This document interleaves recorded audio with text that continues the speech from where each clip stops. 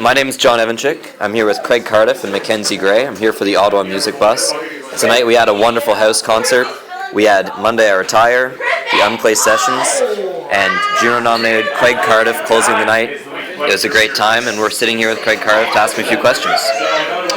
Craig, you're used to playing a bunch of different venues. You go all over the place, across the province, across the country, playing house shows and shows in clubs. What are some of the differences you find in playing a house show like you did tonight and being able to play a show like you would in a club? Well, I feel like, the biggest difference is the club sets an expectation which we needed to build here in terms of people listening and connecting. But I feel like, for me anyways, I feel like it's more exciting. It's more improvisational in a room like this because we end up, as you can tell, having very spirited people. Yeah. And so finding the right collection of words to give to them to make them want to listen and care, that's interesting, right? Not that I don't enjoy playing in clubs, but it's like when you work for a thing, you savor it a bit more. And so when we had people quiet, I feel like it was pretty special.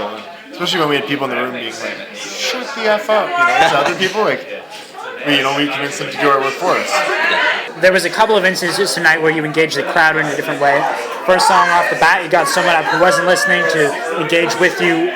When do you pick those times to be able to get the crowd engaged with you and you kind of sit back and play the quieter or softer songs that you have in your repertoire? Sorry, I want to make sure I understand the question.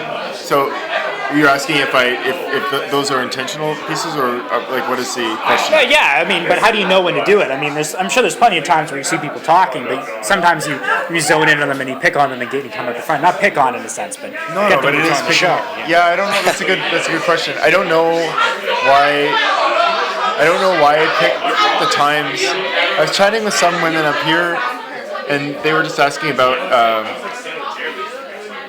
how do you know what to do for a show, what to present or what song order, and I was just saying I don't know either of you yet, but I don't know your backgrounds in the arts, but I feel like so many shows for me, I just end up at the end of it just feeling either good or neutral and not remembering, and I'll watch recordings and stuff and I'll be like, oh, that was neat when this happened, and it's because I'm having so much fun and able to be just present in it as opposed to wondering if something worked or wondering if something will work. And that's why I love doing this. That's why it makes me so happy is that I feel present in it. So to connect that back to your question, I don't know. We'd have to watch the video together and dissect it, do a play-by-play. I was checking your Twitter account out where you're playing tonight, and you tweeted a number of times about this show tonight. You tweet a lot, and you use social media, Twitter and Facebook, to engage fans. How important is that for you, for your strategy to build your fan base? It's important. It's important. I guess I feel like it's less about building a fit. That's an outcome. That's a symptom of it. But it's also more like what was happening was neat. It was pretty cool, right? There was some neat interactions in the room, and the fellow whose room I was practicing in, he has a lightsaber on his wall. I saw you tweet about that. That's amazing. He has a lightsaber and a pirate flag over his bed. It's essentially a ladies' lair, So I just think to share that is what I'd want to do with friends and be like, oh my gosh, elbow nudge rib. So that's tweeting allows that to happen, and if it builds a fan base, great. If not, I'd still be doing it. Because it's on its own merit, it's funny. You passed around a book tonight where fans write in secrets and all that kind of stuff. You said you had over 45. What's that been like to get some of the best stories from your fans, across the country? Well, this is my broken recorditis, but it's a good reminder that we're all broken and that we're all messed up, and that some of us are better at pretending than others, and that's really the only difference. And there's lots of great stories. I think everybody has them, but I think just on the face of it, it makes me relax a bit and be a bit gentler, with people I run into. Yeah, quite a party here. is there one specific story or an instance that you could go from the book without giving any away anonymity that you could tell for us, something that you could give that's representative of what you've been collecting across the country? This isn't representative, but this is a story that sticks out. A few weeks ago in Peterborough, I showed up to a show where the presenter, they were paying a lot of money for the show and they didn't market it at all.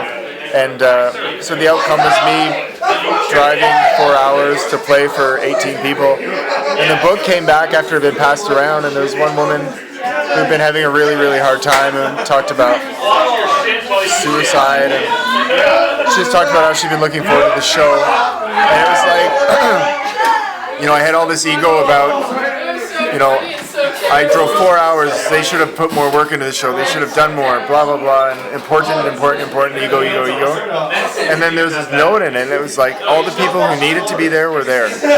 Even if it was just the two of us. She wrote in her note how she'd been looking forward to the show and is going to keep pushing through the rest of her week. And so I feel like there's so few opportunities for us to just be honest with each other, and it gives us that. And that's not indicative of everything, but just it shows sort of the opening, like the rib cage opening, breaking open a bit, so that you can be authentic. You've been nominated for Juno, and you kind of mentioned the ego there, and I think it's an interesting idea. A lot of artists, at your level, who are Canadian, might shun the idea of a Juno or think that's not representative of what they're doing. What's your take on being nominated for a Juno, and how you think that's affected your career? I just think this isn't a job where you get a lot of performance reviews, and I think it's nice to be acknowledged. And I think anybody who complains about being acknowledged is kind of silly, because you have to submit. It's not like so when people are like, I can't believe this, I'm like, well, it's so facetious because you paid the fee, you filled the form out. Like, don't be. Yeah, it feels facetious. Anyways, I think it's nice to be acknowledged for anything, and it can only. I feel like the one thing that the Junos does very well is that everybody has an opinion. Everybody's like, I can't believe Nickelback X, or I can't believe that Michael Bublé Y, and it's like, it doesn't matter. On the face of it, everybody's being passionate about music and getting behind music, and that's really what the purpose is served, is to bring the focus for even a day or a week to think about the value of music, think about the value of culture and art. As a bit of a self-indulgent question, as a former student of Churchill Alternative School, I was very happy to see you talking on your Facebook page the other day about how going there. What's it like being able to work with the kids and do something different as compared to the house shows that you play or the regular shows? Must be a bit of a change to deal with that kind of an audience. Oh, certainly. I mean, the kids were they're just adorable. So examples of interaction. We were writing a song about love and what it means to feel safe and to feel loved. And the kids were responding, and the two teachers who set up had done a great job of prepping it, right? But the kids would be like, I respectfully disagree with that, Mrs. Brannigan. I respectfully disagree, because I think being safe and loved means being with friends and family. It was like, who are these kids? What's going on? It's so perfect.